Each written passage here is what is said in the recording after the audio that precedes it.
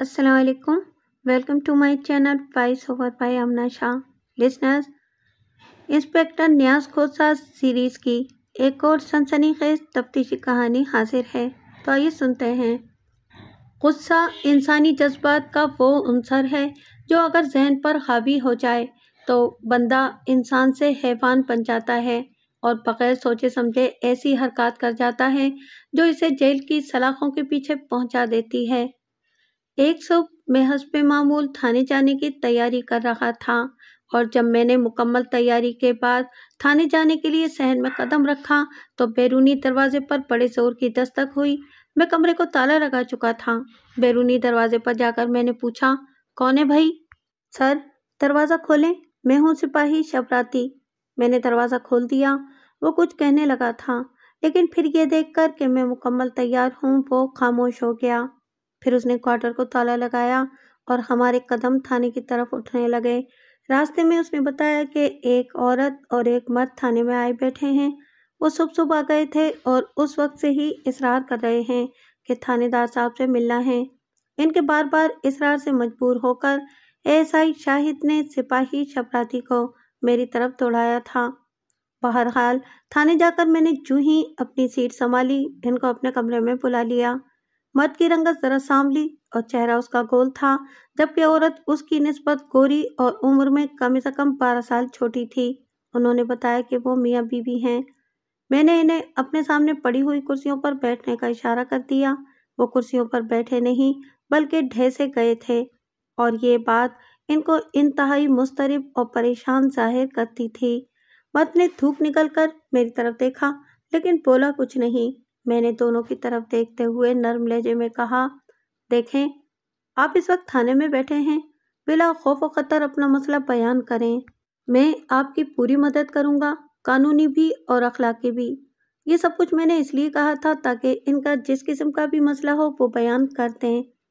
आखिर औरत ने हिम्मत की और हंसी आवाज में बोली, थानेदार साहब, हमारा बच्चा गुम हो गया है।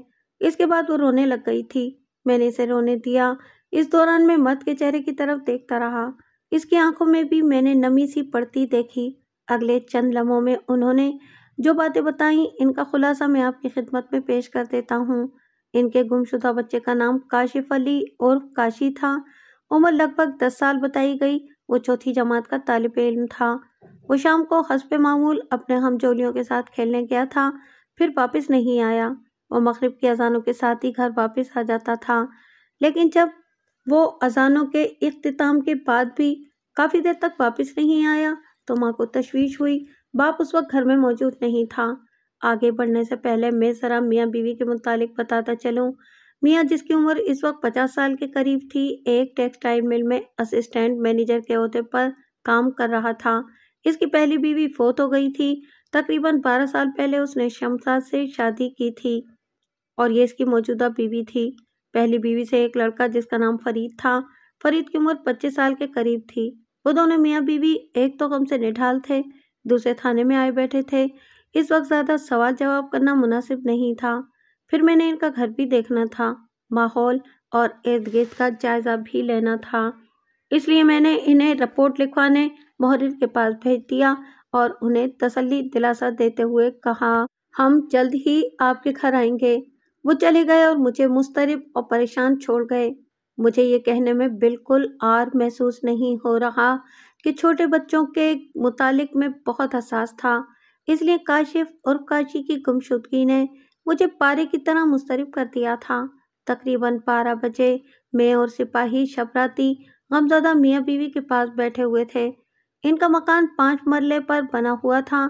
जिस बैठक में हम बैठे थे वो घर वालों के आला ज़ौक़ की गम्मास थी। सजावट में कुछ चीज़ें बाहर की भी इस्तेमाल की गई थीं।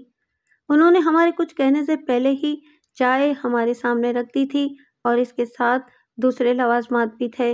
बहरहाल हमने जल्दी जल्दी चाय वगैरह पी और असल मौजू की तरफ आ गए। आगे बढ़ने से पहले इतना बता दूं कि मर्द का नाम अमजद फारूकी और बीवी का नाम मैं पहले ही लिख चुका हूँ, यानी कि शमसा। अमजद साहब, मुझे आपके बेटे को ढूंढना है और इंशाअल्लाह मुझे उम्मीद है कि वो मिल जाएगा।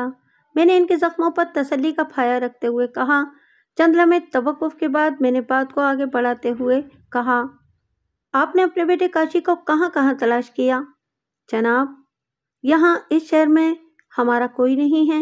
ہم نے ارد گرد تلاش کیا، اس کے دوستوں ہمجولیوں کے گھروں سے پتہ کیا، مسجدوں میں اعلان کروایا، لیکن اس کا کہیں بھی سراغ نہیں ملا۔ آپ کا آبائی علاقہ کون سا ہے؟ میں نے سوال کیا۔ تھانے دار صاحب، میرا تعلق لاہور سے ہے۔ اس نے علاقے یعنی جگہ کا نام بھی بتایا تھا، لیکن میں جگہ کا نام نہیں لکھوں گا۔ اچھا، میں نے ہنکارا بھرا اور اس کی آنکھوں میں دیکھتے ہوئے کہا، آپ لاہور تو جاتے ہوں گے؟ کبھی نہیں۔ کیوں؟ مجھے حیرانگی ہوئی۔ دراصل میں نے شمسا سے شادی کی تو میرے بھائی ناراض ہو گئے۔ وہ چاہتے تھے کہ میں صرف فرید کی پرورش کروں۔ تھانے دار صاحب، میں نے تو گناہوں سے بچنے کے لیے دوسری شادی کی تھی۔ انہیں دراصل جائیداد سے دلچسپی تھی۔ میں اپنا مکان بھی انہیں دے آیا ہوں۔ صرف فرید اور شمسا کو لے کر یہاں آ گیا تھا۔ شروع میں 2-3 سال ہم کرائے کے مکان میں رہے تھے، پھر ہم نے اپنا مکان بنا لیا۔ 50-60 ہزار روپے میرے پاس تھے۔ وہ اندر سے دکھی لگتا تھا، لیکن مجھے اتنی تفصیلی کہانی سننے کی ضرورت نہیں تھی، اس لیے میں نے اسے بڑے اچھے طریقے سے اگلے سوال کی طرف راغب کیا۔ مجھے یہ بتائیں کہ آپ کو شک کس پر ہے؟ اس کے متعلق تو میں کچھ نہیں کہہ سکتا، آپ تفتیش کریں۔ بندہ ذہین لگتا تھا، جبھی تو اسسٹنٹ مینیجر کی سیٹ پر نوکری کر رہا تھا۔ اس کے بعد ہم وہاں سے اٹھ کر کاشی کے 2-3 ہمجولیوں کے گھر گئے۔ انہوں نے بتایا کہ کاشی 2-3 دنوں سے جلدی گھر جانے لگا تھا۔ یہ بات کام کی تھی۔ وہاں ارد گرد پھر کر سپاہی نے مزید سنگن لینے کی کوشش کی تھی، لیکن فی الحال کوئی سراغ یا کھرا کھوج ہاتھ نہیں لگا تھا۔ کاشی کے گھر کے پچھواڑے قبرستان تھا۔ ہم نے وہاں مزید ٹھہرنا فضول سمجھا، اس لیے واپس تھانے میں آ گئے۔ اب باقی کام ASI ابرار نے کرنا تھا۔ تھانے میں اپنی سیٹ سنبھال کر میں نے اسے طلب کر لیا۔ وہ سلام کر کے میرے سامنے بیٹھ چکا تو میں نے تفصیل سے سب باتیں اس کے گوش گزار کر دیں۔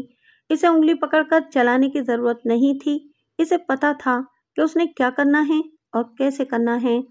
بہرحال ایک بچے کا معاملہ تھا، اس لیے میں جلد از جلد اس سلسلے میں کچھ کرنا چاہتا تھا۔ مجھے امید نہیں تھی کہ فاروق کے بھائیوں نے اتنی دور آ کر کوئی گل کھلایا ہوگا، کیونکہ مکان جو فساد کی جڑ بن سکتا تھا وہ فاروق انہیں دے آیا تھا۔ بہرحال میں نے وہاں کے تھانے میں فون کر کے تفتیش کرنے کے لیے کہہ دیا تھا۔ ان دنوں میرا دوست وہاں کے تھانے میں انچارج تھا۔ مجھے کبھی امید تھی کہ وہ مجھے قانونی تقاضوں میں الجھائے بغیر میرا کام کر دے گا۔ یہاں ایک بات کی وضاحت کر دوں کہ ان دنوں بچوں کو اغوا برائے تاوان کم ہی کیا جاتا تھا، لیکن کبھی کبھی ایسے کیس بھی سامنے آتے تھے جن میں بچوں کا زندہ ملنا معجزہ ہی ہوتا تھا۔ اگلے دن ASI ابرار ایک بندے کو پکڑ کر میرے سامنے لایا۔ پکڑنے کا لفظ میں نے ویسے ہی استعمال کیا ہے۔ وہ دراصل اس قبرستان کا گورکن تھا جو فاروقی صاحب کے گھر کے پچھواڑے واقع تھا۔ نام اس کا کوئی اور تھا، لیکن سائیں کہلاتا تھا۔ ہمارے معاشرے میں سائیں اسے کہا جاتا ہے جو ذرا جھلا ہو، لیکن گورکن نے جب میرے سوالوں کے جواب دیے تو مجھے وہ کہیں سے بھی جھلا نہیں لگا۔ اس نے مجھے بتایا کہ وہ عرصہ 10 سال سے قبرستان میں ہے۔ 3 دنوں سے وہ دیکھ رہا تھا۔ یہ کاشی کے گم ہونے سے پہلے کی بات تھی کہ ایک مجہول سا آدمی ایک پرانی قبر پر آ کر بیٹھنے لگا تھا۔ ایک دفعہ پوچھنے پر اس نے بتایا تھا کہ یہ اس کی بیوی کی قبر ہے جو 12 سال پہلے فوت ہوئی تھی اور یہاں دفن ہے۔ میرے ایک سوال پر گورکن نے بتایا تھا کہ کاشی کے گم ہونے کے بعد سے اسے نہیں دیکھا گیا تھا۔ کام کی بات اس نے یہ بتائی کہ قبرستان میں بیری کا ایک درخت ہے جس کے بیر بہت میٹھے ہیں۔ اکثر بچے وہاں آتے رہتے تھے اور پتھر مار مار کر بیر گراتے تھے۔ وہ چونکہ قبروں پر بھی چڑھ جاتے تھے، اس لیے گورکن انہیں اکثر ڈانٹ کر بھگا دیتا تھا۔ کاشی بھی آتا تھا۔ وہ ایک سلجھا ہوا بچہ تھا، قبروں کا خیال رکھتا تھا، اس لیے گورکن نے اسے اجازت دی ہوئی تھی کہ وہ اکیلا آ جایا کرے، اور وہ اس دن سے اذانوں سے پہلے آ جاتا تھا جس دن سے مجہول سا آدمی آنے لگا تھا۔ یہ بات تو واضح ہو گئی تھی کہ وہ اپنے ہمجولیوں سے گھر کا بہانہ کر کے جلدی کیوں آتا تھا اور کہاں جاتا تھا۔ بہرحال کاشی کے والدین نے تو پہلے ہی بتا دیا تھا کہ کاشی کے معمولات میں کوئی فرق نہیں آیا تھا۔ جس دن کاشی غائب ہوا تھا اس دن گورکن ایک قریبی شہر میں گیا ہوا تھا اور وہ رات 9 بجے واپس آیا تھا۔ وہ قبرستان میں ہی ایک جھونپڑی نما مکان میں رہتا تھا۔ ہم نے اسے رخصت کرنے سے پہلے سمجھا دیا کہ وہ آنکھیں اور کان کھلے رکھے اور جو ہی کوئی بات معلوم ہو फौरन हमें मुत्तला करें। वो उस बात में सर हिलाकर चला गया और हम अपने सर में मौजूद भेजे से काम लेने लगे। इस दौरान चाय भी आई थी और हमारे मैदे में उतर गई थी, जिससे हमारा दिमाग मजीद चार्ज हो गया। सर, वो मजहूल सा आदमी कौन हो सकता है? बज़ाहिर तो यही लगता है कि वही काशी को ले गया है। ले गया है? मैं हंसा। भाई अगवा करके ले गया है ये कहो। सर, मेरा मतलब यही था। और हाँ सर, उसने ऐसे कहा जैसे इसे कुछ याद आ गया हो। मैंने कुछ और काम भी किया है। मैं खुरे उठाने वाले बंदे को भी साथ ले गया था। शबराती भी मेरे साथ ही था। हमने पुरानी कब्र के इर्द गिर्द और कब्रिस्तान के बाहर तक खुरे उठाए हैं और इनके फोटो भी बना लिए हैं। Very good. मैंने फराग दिली से इसे शाबाश दी। वो मेरा शुक्रिया अदा करके चला गया और मैं थाने के दूसरे कामों को निपटाने में लग गया। अगले दिन मुझे खुरों के मुतालिक रिपोर्ट मिल गई, जिसके मुताबिक एक मर्द और एक बच्चे के खुरे कब्रिस्तान से निकलकर कोई एक फर्लांग शुमाल मशरिक की तरफ गए थे। आगे पक्की सड़क शुरू हो गई थी। एएसआई ने बताया था कि वहां भी उसने तफ्तीश की थी, लेकिन कोई काम की बात मालूम नहीं हो सकी थी। मेरा अंदाजा ये था कि अगर वाकई मजहूल से आदमी ने बच्चे को अगवा किया था, तो ज़्यादा इम्कान यही था कि उसने किसी बहाने बच्चे को ज़रा अंधेरा फैलने तक कब्रिस्तान में रोके रखा होगा, और जब एक फर्लांग गए होंगे तो अच्छा खासा अंधेरा फैल चुका होगा। बहरहाल हमारी तफ्तीश के घोड़े तो दौड़ने थे और उन्होंने कहाँ जाके रुकना था, इसके मुतालिक कुछ कहना कबलस वक्त था। बहरहाल वक्त की बागें हमारे हाथ में थीं, क्योंकि मशकूक आदमी के खुरे हमारे पास थे। फरीद काशी का सुतेला भाई था। इस पर भी शक किया जा सकता था, क्योंकि इसके मुतालिक पता चला था कि आवारा और ज्वारी है, बाप से पैसे लेता रहता था।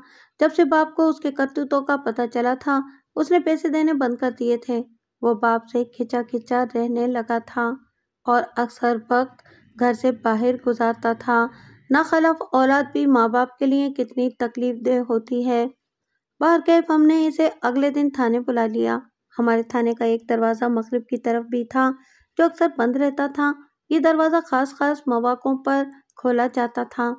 मैंने फरीद को लाने वाले सिपाही से कह दिया था कि इसे मगरिब वाले दरवाजे ही से लाए। दरअसल इस दरवाजे से आगे ज़मीन कच्ची थी। आप मेरे मकसद को समझ ही गए होंगे। जी हाँ, मैं इसके खुरे चेक करना चाहता था।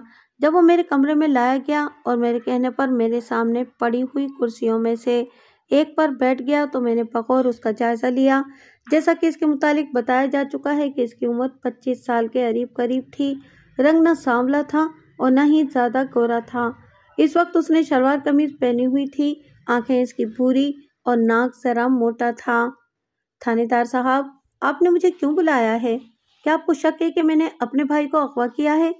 उसने ज़रा रौब से बात की, तो मैंने तपते हुए लहजे में उसके कीड़े छाड़ने के लिए कहा, देखो, ये कोई जुए की बैठक, ये तुम्हारे बाप का घर नहीं। मैं अभी तुम्हें उल्टा भी लटकवा सकता हूँ। क्यों थानेदार साहब, मैंने कौन सा जुर्म किया है? उसके लहजे से ऐसा लगता था कि रस्सी जल गई है, लेकिन बल नहीं गया। तुम इस बात को छोड़ो, मेरे सवालों का जवाब दो। पूछें जनाब। वो भीगी बिल्ली बन गया। जिस दिन काशी गायब हुआ था, उस दिन तुम कहाँ थे? मैंने उस दिन फिल्म देखी थी 6:30 बजे से 9:30 बजे वाला शो।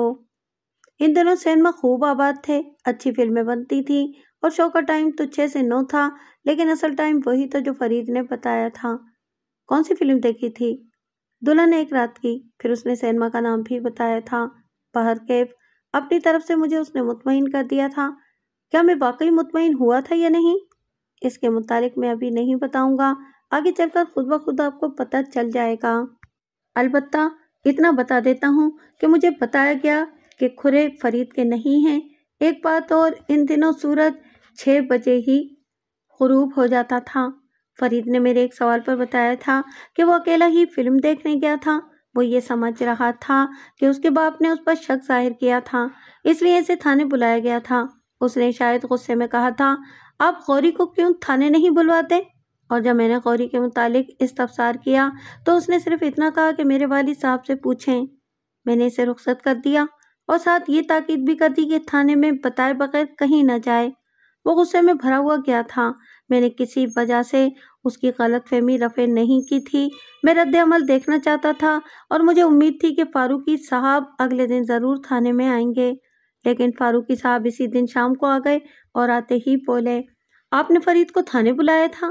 وہ یہ سمجھ رہا ہے کہ میں نے اس پر شک کا اظہار کیا ہے، وہ بہت غصے میں ہے۔ فاروقی صاحب، شاید آپ کاشی کی واپسی چاہتے نہیں، میں نے ذرا خشک لہجے میں کہا۔ یہ آپ نے کیسے کہا تھانے دار صاحب؟ ہم میاں بیوی تو بہت پریشان ہیں، ماہی بے اب کی طرح تڑپ رہے ہیں اپنے بیٹے کی جدائی میں۔ وہ حیران نگاہوں سے میری طرف دیکھ کر بولا، اگر آپ مجھے غوری کے متعلق پہلے بتا دیتے تو۔ میں نے جان بوجھ کر فکرہ ادھورا چھوڑ دیا۔ غوری؟ اس کے متعلق آپ کو کس نے بتایا؟ اس بات کو آپ چھوڑیں کہ یہ بات کس نے بتائی، آپ میرے سوال کا جواب دیں۔ وہ ایک نجی معاملہ تھا، صرف میری ذات سے متعلق تھا۔ دراصل غوری، جس کا پورا نام سلطان غوری ہے، میرے انڈر کام کرتا تھا۔ اس نے میرے ساتھ بدتمیزی کی تھی اور میرے کہنے پر اسے نوکری سے نکال دیا گیا تھا۔ اوہ، میں نے اچھلتے ہوئے کہا، اتنی بڑی بات آپ نے چھپائی، کیا آپ کو شک اس کی طرف نہیں کیا؟ بالکل نہیں تھانے دار صاحب، میرے خیال میں غوری اتنی سی بات کے لیے اس حد تک نہیں جا سکتا۔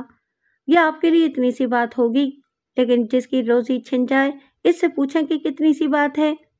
لیکن تھانے دار صاحب، ڈسپلن بھی تو کوئی چیز ہے نا۔ اس معاملے میں آپ سے بحث نہیں کروں گا۔ آپ یہ بتائیں کہ غوری نے اس واقعے کے بعد آپ کو کوئی دھمکی دی تھی؟ بالکل نہیں، اگر ایسی کوئی بات ہوتی تو میں اس کے آگے اس نے کچھ نہیں کہا۔ شاید اسے عقل آ گئی تھی کہ وہ اس وقت تھانے میں بیٹھا ہوا ہے۔ بہرحال میں نے اسے رخصت کرنے سے پہلے کہا کہ اگر وہ فرید کے متعلق کوئی کارروائی کروانا چاہتا ہے تو مجھے بتائے، لیکن وہ خاموشی سے رخصت ہو گیا۔ اس نے مجھے غوری کے پتے سے آگاہ کر دیا تھا۔ میں نے کانسٹیبل وزیر کو بلا کر کہا کہ وہ جا کر غوری کو لے آئے۔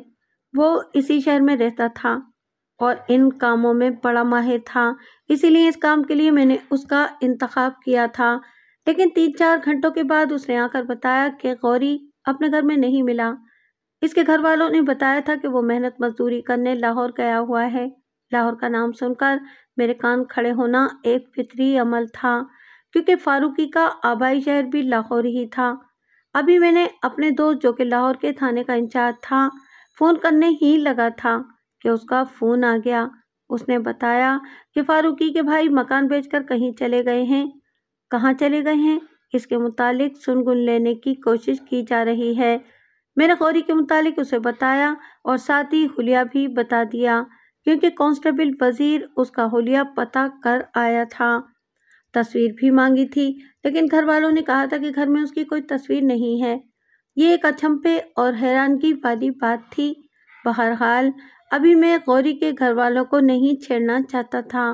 مجھے کسی پر واضح اشارے یا ثبوت کی تلاش تھی۔ ویسے غوری مشتبہ لوگوں کی فہرست میں شامل ہو گیا تھا۔ اس کے پاس فاروقی کو ضبط اور پریشان کرنے کی وجہ موجود تھی۔ اسے بحث نہیں تھی کہ وجہ معقول تھی یا نہیں۔ انسان کی فطرت ہی یہی ہے، وہ اپنے جسم پر رینگتی چوٹی کو بھی مسل دیتا ہے، حالانکہ وہ اسے اتنا نقصان نہیں پہنچاتی جتنی اسے سزا دی جاتی ہے۔ فاروقی کے متعلق اتنا پتہ چلا تھا کہ 1,00,000-1,50,000 بیٹے کی خاطر دے سکتا ہے، جو کہ اس زمانے کے لحاظ سے ایک بڑی رقم تھی۔ یہ بات اس لیے بتا رہا ہوں کہ اس بات کا امکان تو بہرحال تھا کہ اس کے بیٹے کو اغوا برائے تاوان کیا گیا ہو۔ غوری چند جرائم پیشہ افراد کے ساتھ مل کر بھی یہ کر سکتا تھا، اور فرید کا بھی ملوث ہونا بعید از قیاس نہیں تھا۔ وہ اینڈ ٹائم پر فلم دیکھنے چلا گیا ہوتا تو اس کی ذات شک سے بالاتر رہے۔ ہم نے ایسے ڈرامے بہت دیکھے تھے کہ مجرم چائے وقوع سے اپنی عدم موجودگی کا ثبوت اسی طرح فراہم کرتے تھے۔ بہرحال ابھی ہم سوچ کے گھوڑے ہی دوڑا سکتے تھے، کوئی حتمی بات نہیں کہہ سکتے تھے۔ ابھی تو مجہول آدمی کا مسئلہ باقی تھا۔ وہ کون تھا، کہاں چلا گیا، اور کیا واقعی وہی کاشی کو لے گیا تھا؟ فاروقی اس دوران 2 بار میرے پاس آ چکا تھا اور کہہ گیا تھا کہ شمسا کی حالت بہت خراب ہے، اسے سکون آور ادویات کے زیر اثر رکھا جا رہا ہے، برائے مہربانی کچھ کریں۔ میں جو کچھ کر سکتا تھا کر رہا تھا، لیکن کہیں سے کوئی سرا ہاتھ نہیں لگ رہا تھا۔ ابھی تک معصوم کاشی کے سلسلے میں کوئی مطالبہ بھی سامنے نہیں آیا تھا۔ اس کیس نے تو میرے دماغ کی چولیں تک ہلا کر رکھ دی تھیں۔ میں حد الامکان مزاج کو ٹھنڈا رکھنے کا عادی تھا، لیکن اب آہستہ آہستہ میں چھنچھلاہٹ کا شکار ہو رہا تھا۔ اسی چھنچھلاہٹ میں میں نے غوری کے گھر جانے کا فیصلہ کر لیا، حالانکہ میں ابھی ان کو چھیڑنا نہیں چاہتا تھا۔ میں نے سپاہی شبراتی کو ساتھ لیا اور ان کے گھر پہنچ گیا۔ اس وقت غوری کا باپ بھی گھر میں موجود تھا۔ اس نے ہمیں ایک کمرے میں بٹھایا۔ گھر کی حالت بتا رہی تھی کہ مکین غربت کی زندگی گزار رہے ہیں۔ غوری کا باپ ایک مزدور ٹائپ بندہ لگتا تھا۔ بعد میں اس کی تصدیق بھی ہو گئی تھی۔ اس نے ہماری خاطر تواضع کرنے کی کوشش کی، لیکن ہم نے منع کر دیا اور اسے اپنے سامنے بٹھا لیا۔ ہاں تو غوری صاحب، آپ نے پتہ کرنے کی کوشش کی کہ آپ کا بیٹا اس وقت کہاں ہے؟ میں نے اس کی طرف دیکھتے ہوئے کہا۔ جناب تھانے دار صاحب، ایک بات کی میں وضاحت کر دوں کہ ہم غوری وغیرہ نہیں ہیں۔ میرا نام عبداللہ ہے۔ بیٹے کو ہم بچپن میں غوری غوری کہتے تھے، جو مشہور ہو گیا۔ جب آپ ہمارے گھر آ ہی گئے ہیں تو کوئی بات چھپانے کا کیا فائدہ؟ وہ خاموش ہو گیا۔ میں چوکنا ہو گیا۔ وہ کوئی انکشاف کرنے والا تھا۔ ہاں ہاں کہیں، آپ کیا کہنا چاہتے ہیں؟ میں پوری طرح اس کی طرف متوجہ ہو گیا۔ دراصل تھانے دار صاحب، یہ تو پیٹ پر سے کپڑا اٹھانے والی بات ہے، لیکن اولاد کبھی کبھی یہ دن دکھا دیتی ہے۔ اللہ تعالیٰ نے اعتدال پسندی کو پسند فرمایا ہے۔ غوری میں اور تو کوئی عیب یا غلط بات نہیں تھی، بس وہ جلدی غصے میں آ جاتا تھا۔ اسی وجہ سے 2-3 ملازمتوں سے اسے نکالا گیا تھا۔ محلے میں بھی اسے کوئی پسند نہیں کرتا تھا۔ میں نے اسے سمجھایا تھا کہ نوکری کی نخرے کی، لیکن اس کے بھیجے میں میری کوئی بات نہیں آئی تھی۔ آخر ایک دن وہ ناراض ہو کر چلا گیا، کہہ رہا تھا کہ میں لاہور جا رہا ہوں، آئندہ آپ کو بیٹے کی شکل نہیں دکھاؤں گا۔ یہ ہے ساری بات۔ وہ بیٹے کے ہاتھوں دکھی لگتا تھا۔ یہ کب کی بات ہے؟ تقریباً 1 ماہ ہونے والا ہے۔ اس دوران وہ واقعی گھر نہیں آیا تھا؟ میں نے اس کی آنکھوں میں دیکھتے ہوئے کہا۔ تھانے دار صاحب، میں جھوٹ کیوں بولوں گا؟ وہ واقعی نہیں آیا۔ جیسا کہ آپ نے بتایا ہے کہ آپ کا بیٹا جھگڑالو ہے، کیا کبھی کوئی ایسا جھگڑا بھی ہوا ہے جو دشمنی تک پہنچ گیا ہو؟ ایک دفعہ، یہ آج سے تقریباً 1.25 مہینے پہلے کی بات ہے۔ آفتاب کے ساتھ اس کا جھگڑا ہوا تھا جو مار کٹائی تک پہنچ گیا تھا، لیکن ہم نے بیچ بچاؤ کروا دیا تھا اور چند معززین نے راضی نامہ کروا دیا تھا۔ آفتاب ایک ہوٹل کا مالک ہے۔ اس کے بعد ہم وہاں سے اٹھ کر آ گئے، لیکن آفتاب کا پتہ ہم نے نوٹ کر لیا تھا۔ انہوں نے مجھے بتایا تھا کہ واقعی غوری کی کوئی فوٹو گھر میں نہیں ہے۔ ہم تو تنکے کا سہارا ڈھونڈ رہے تھے۔ تھانے میں واپس آ کر میں نے کانسٹیبل وزیر کو بلا کر اسے آفتاب کو بلا کر لانے کا حکم دیا اور ساتھ یہ بھی ہدایت کی کہ کسی سپاہی کو بھی ساتھ لے جائے۔ انہیں سفید کپڑوں میں جانا تھا۔ تقریباً 2 گھنٹے بعد آفتاب ہمارے سامنے بیٹھا ہوا تھا۔ وہ گندمی رنگت کا ایک دبلا پتلا دراز قد بندہ تھا۔ چہرہ ذرا بڑا تھا۔ جبڑوں کی بناوٹ اسے کینہ پرور ظاہر کرتی تھی۔ وہ شکل سے پریشان لگتا تھا۔ کچھ خوف کے سائے بھی اس کے چہرے سے ہاویدہ تھے۔ یہ تھانے میں بلائے جانے کا خوف تھا یا کوئی اور بات تھی؟ اس کے متعلق فیصلہ کرنا باقی تھا۔ ہاں آفتاب بھائی، کیسے ہو؟ میں نے دوستانہ لہجے میں پوچھا۔ اس نے حیران نگاہوں سے میری طرف دیکھا، پھر گویا ہوا، کیا آپ نے صرف میری خیریت دریافت کرنے کے لیے مجھے تھانے میں بلوایا ہے؟ تمہارے خیال میں کوئی اور وجہ بھی ہو سکتی ہے؟ میں کیا کہہ سکتا ہوں؟ اس کے چہرے پر ایک سایہ سا آ کر گزر گیا۔ غوری کو جانتے ہو؟ میں نے اس کے چہرے پر نظریں کاٹتے ہوئے کہا۔ اوہ، شاید آپ گڑھے مردے اکھاڑنا چاہتے ہیں۔ یہی سمجھ لو۔ تم مجھے تفصیلاً بتاؤ کہ جھگڑا کیوں ہوا تھا؟ بات بظاہر چھوٹی سی تھی۔ غوری اکثر میرے ہوٹل میں آ کر چائے پیتا تھا۔ ایک دن شاید کوئی مکھی اس کی پیالی میں گر گئی تھی۔ اس نے شاید فریج میں چائے ڈالی تھی یا پھر پیالی کو فرش پر پٹک دیا تھا اور ایک ہنگامہ کھڑا کر دیا تھا۔ بات مجھ تک پہنچی تو میں نے معذرت کرتے ہوئے کہا، آپ اپنی جگہ پر بیٹھیں، آپ کو فریش چائے مل جائے گی، لیکن آپ نے پیالی توڑ کر اچھا نہیں کیا۔ ہمارے ہوٹل میں مہنگی کراکری استعمال ہوتی ہے، بہرحال فریج پیالی کی قیمت تو آپ کو دینی ہی پڑے گی۔ اس نے مجھے ماں کی گالی دی۔ تھانے دار صاحب، ماں کی گالی کون برداشت کرتا ہے؟ بہرحال ابھی ہم نے ایک دوسرے کو چند تھپڑ ہی مارے تھے کہ بیچ بچاؤ کروا دیا گیا۔ ویسے میرے نوکر تو اس کی چٹنی بنانا چاہتے تھے۔ اور آپ کے اس وقت کیا جذبات تھے؟ میں نے اپنا ہوٹل چلانا ہے، اس لیے درگزر سے کام لیتا ہوں۔ آفتاب بھائی، یہ تو ہو نہیں سکتا کہ آپ نے دل میں بات نہ رکھی ہو۔